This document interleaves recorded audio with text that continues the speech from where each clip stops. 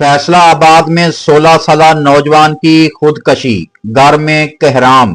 फैसला आबाद थाना नशाताबाद के इलाके चक नंबर 54 जीम्बे ड्यूटियां में अफसोसनाक वाकया पेश आया, जहां 16 साल नौजवान अब्बास ने मुबैना तौर पर सर में गोली मारकर खुदकशी कर ली।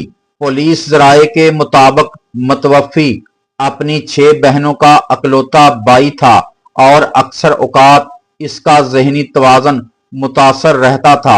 ज़राए का कहना है कि इससे कबल भी नौजवान ने जहरीली स्प्रे पीकर खुदकशी की कोशिश की थी।